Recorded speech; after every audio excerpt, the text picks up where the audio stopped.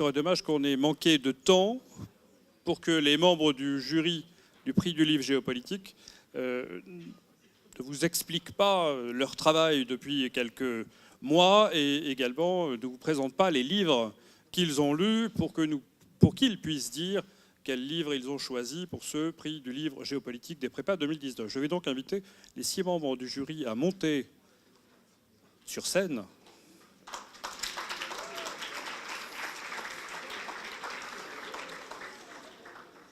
Ils vont prendre chacun la parole très très rapidement pour vous expliquer pour chacun des livres qui a été sélectionné ce qu'ils en ont pensé, qu'ils ont tous tout lu, et ils décerneront à la fin évidemment le prix du livre géopolitique des prépas. Alors le premier livre concerné, c'est le livre de Bertrand Badi, Quand le Sud réinvente le monde.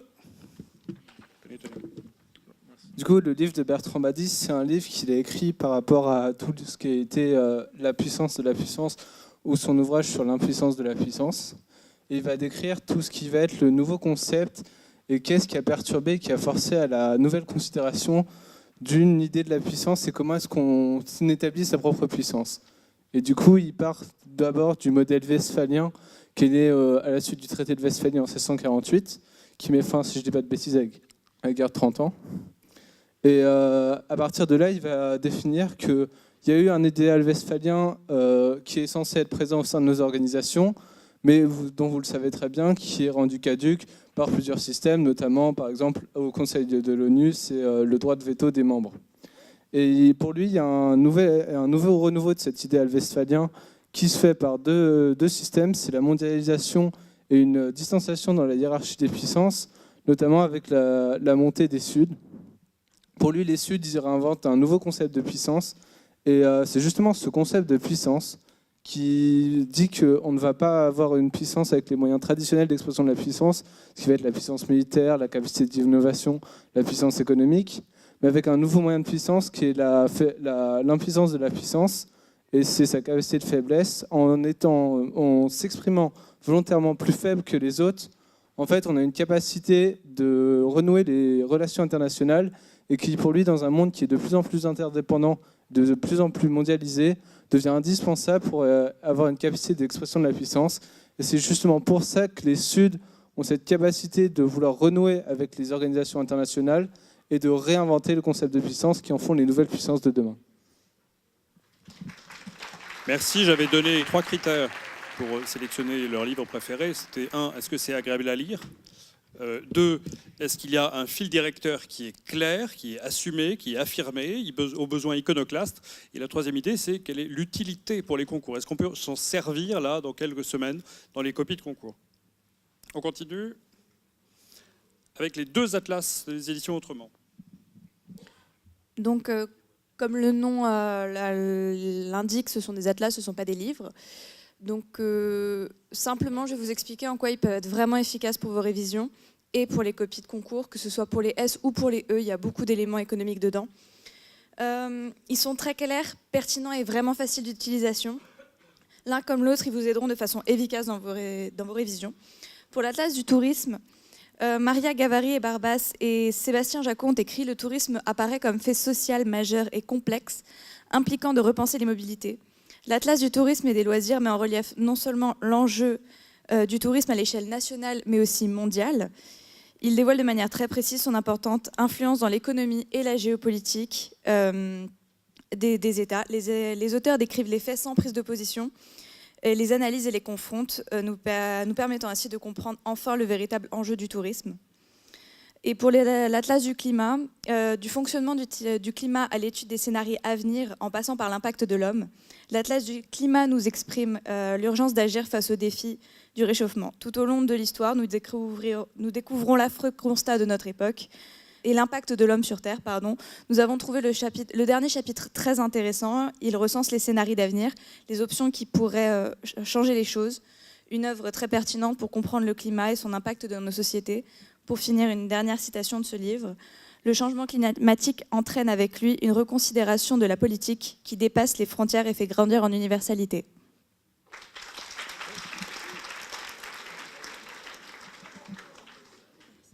Donc, je vais vous présenter le livre de Christophe Guilluy qui se nomme No Society. Donc, il part du constat que les classes moyennes occidentales se sont effondrées et ne constituent désormais plus qu'un mythe entretenu par les classes dominantes afin de défendre leur modèle d'intégration économique et sociale qui a en réalité échoué à faire société.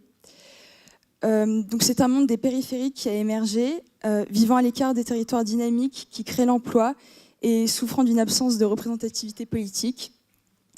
Donc l'auteur dit que cette relégation culturelle et géographique qui façonne les nouvelles classes populaires est le fait même des classes dominantes qui se sont repliées sur elles-mêmes dans les citadelles que sont les métropoles mondialisées. Ces classes dominantes ont abandonné le bien commun, ce qui a favorisé la rupture du lien social entre le haut et le bas et le basculement des pays occidentaux dans la société. Mais pourtant, selon l'auteur, la vague populiste qui traverse le monde occidental est l'expression d'un soft power des classes populaires.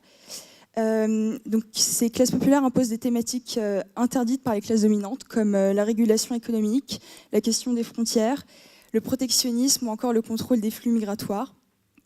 L'essai de Christophe Guilluy est facile à lire par son écriture simple et percutante, avec le souci d'une analyse progressive et structurée du processus de disparition des classes moyennes occidentales. Il est tout particulièrement utile aux élèves des classes prépa aux écoles de commerce pour compléter leurs cours de géopolitique et d'économie concernant les effets économiques et sociaux de la mondialisation.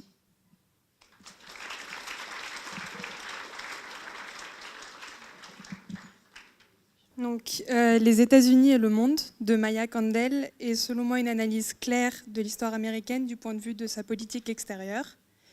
L'atout majeur du livre est de souligner la cohérence entre ces différentes politiques extérieures, justement, sur un État qui a balancé entre isolationnisme, unilatéralisme ou qui s'est au contraire vu comme le leader d'un monde multipolaire.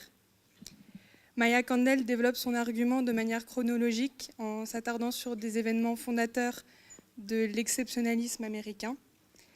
Et je trouve cet ouvrage particulièrement utile pour les concours, car il permet d'appréhender la géopolitique américaine sous le prisme de sa destinée manifeste et de mieux comprendre l'ambition mondiale des États-Unis, qui se voit depuis des siècles comme une cité sur la colline qui est chargée de développer et de répandre son modèle au monde entier. Cette synthèse précise de l'histoire américaine est selon moi judicieuse pour structurer une dissertation géopolitique, mais aussi, par exemple, agrémenter un essai d'anglais.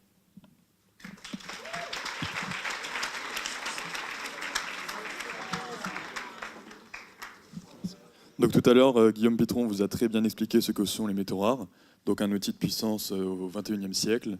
Il modifie donc le cours des relations internationales. Donc la guerre des métaux rares relève d'une étude scientifique journalistique rigoureuse sur les effets économiques, géopolitiques et culturels de la production et de l'exploitation de cette nouvelle source de richesse et de pouvoir. Ainsi, Guillaume Pitron propose un ouvrage riche en informations qui sont articulées de manière très judicieuse. Elles sont intéressantes. Donc, comme vous avez pu constater tout à l'heure, de nombreux chiffres et de nombreux noms de matières premières difficiles à comprendre sont intéressantes grâce à cet écrit. Donc, il y a de nombreux chiffres, de nombreuses citations et de nombreux concepts très intéressants pour les concours. Qui sont articulés sous la forme d'une enquête. Ce livre est très agréable à lire et très accessible, donc n'importe quelle personne dans la salle ou même en dehors pourrait lire ce livre. Et il nous apprend vraiment la place qu'occupent les métaux rares dans le monde d'aujourd'hui, à travers différents éléments économiques, scientifiques et politiques, et suite à de nombreuses interviews très bien renseignées. Donc dans le cadre des concours, il est plus que judicieux de lire ce livre. Il est utile non seulement en géopolitique, en économie, mais aussi en langue. Comme tout à l'heure, nous avons vu la mine aux États-Unis. Dans un essai d'anglais, ça peut très bien passer. Et donc, ce livre englobe un grand nombre de sujets d'actualité, propose des perspectives qui sont très intéressantes. Donc, je le conseille, et puis très simple, très agréable à lire.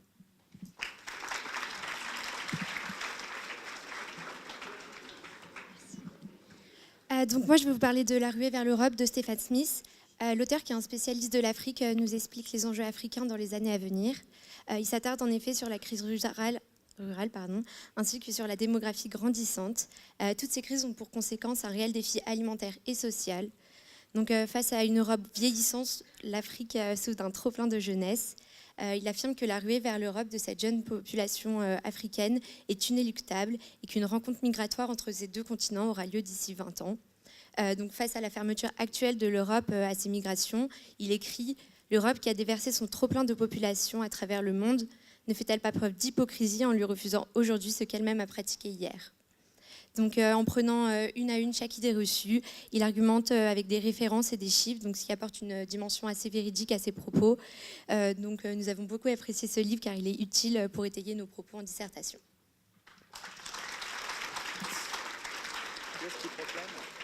And the winner is? Donc, le prix du livre géopolitique 2019 est attribué à Guillaume Pitron.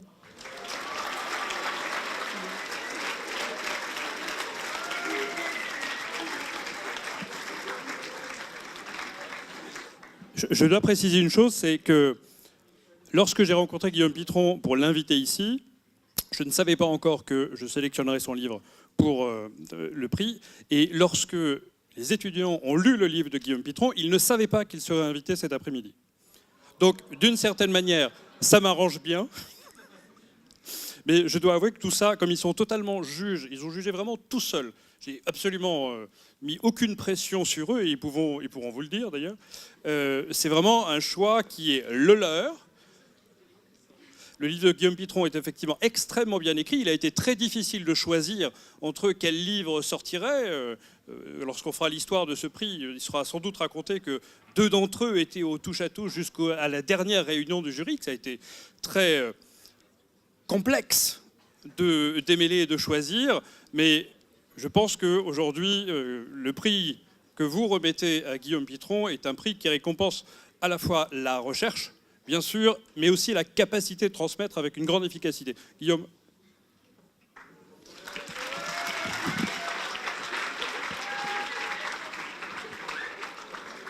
Vous pensiez vous débarrasser de moi tout à l'heure et en fait j'allais revenir. D'abord je vous remercie sincèrement parce que ça me... D'abord je voudrais vous dire quelque chose, 3 points. D'abord le premier, c'est Jean-Marc Daniel tout à l'heure parlait de Herbert George Wells. Et Herbert George Wells a inspiré ensuite Fritz Lang qui a réalisé un film, un des tout premiers films de science-fiction dans les années 20, il y a plus de 100 ans, un peu moins de 100 ans de ça, qui s'appelait Metropolis.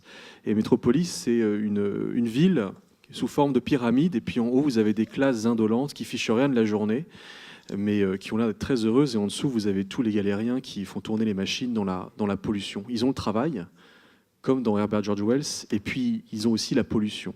Et si on peut vivre très bien là-haut, dans un univers éthéré, c'est aussi parce qu'en dessous, il y a des gens qui travaillent et qui se salissent. Et cette image est très forte, et c'est ce qui m'a beaucoup marqué en faisant ce livre, en écrivant ce livre sur les métaux rares, c'est qu'en fait, pour que nous puissions avoir nos vies ici, il y a nécessairement un pendant quelque part. Et quand on met un poids dans la balance, forcément, ce poids fait peser la balance d'un côté, mais ça génère nécessairement une remontée de la balance de l'autre côté. Et donc, tout est affaire d'équilibre. Et ces équilibres, on ne les perçoit pas nécessairement. Et je suis heureux, peut-être, que vous ayez été sensible à cette démonstration-là. Et Jean-Marc Daniel, justement, avait un mot sur ce type de démonstration. Et puis, vous savez, moi, je ne viens pas du journalisme. J'ai fait du droit. Et puis, je suis passé par la banque. J'étais dans les cabinets d'avocats. Puis un jour, je me suis dit, je vais tout plaquer, mais je veux être journaliste. Et c'est une vie un peu de saltimbanque. Quelquefois, on ne sait pas forcément de quoi l'avenir sera fait. De même que Carlos Ghosn, personne ne savait qu'il terminerait en prison. Moi, je ne sais pas de quoi demain est fait non plus. Et avoir cette vie qui est jalonnée de ces distinctions, c'est important. Ça permet de continuer. Dernière chose, et ce que je vous dis est vrai, quand j'étais au lycée des Francs-Bourgeois. C'était bien ou c'était pas bien? Et j'étais au lycée des Francs-Bourgeois, et j'ai passé mon bac en 98, et j'ai fait partie de mon lycée aux Francs-Bourgeois, et à l'époque, les Francs-Bourgeois avaient un partenariat, il y avait des liens très forts avec Saint-Michel de Picpus. Et je ne sais plus du tout ce qu'il en est aujourd'hui, parce que ça fait 20 ans que j'y suis pas retourné, mais on avait des professeurs de Saint-Michel de Picpus qui venaient avec des élèves en classe prépa, qui étaient des anciens des Francs-Bourg, et qui venaient dans un amphi pareil pour nous raconter comment c'était la prépa, et qui nous invitaient à tenter l'entrée dans les classes préparatoires de Saint-Michel de Picpus. Et j'avais été totalement emballé par Saint-Michel de Picpus à l'époque. On était en 96, 97, j'étais en première, et je rêvais de rentrer en prépa HEC à Saint-Michel-de-Picpus. J'avais même demandé à avoir un fascicule, un prospectif, qui était très en papier glacé, etc.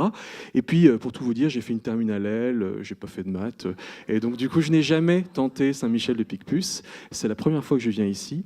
Je n'ai donc pas été choisi par des professeurs qui avaient 20 ans plus que moi, mais je ne savais pas que 20 ans plus tard, je serais choisi par des gens qui n'étaient même pas nés à l'époque, qui avaient peut-être 20 ans de moins que moi, et qui feraient de moi aujourd'hui l'un des leurs. Je vous remercie.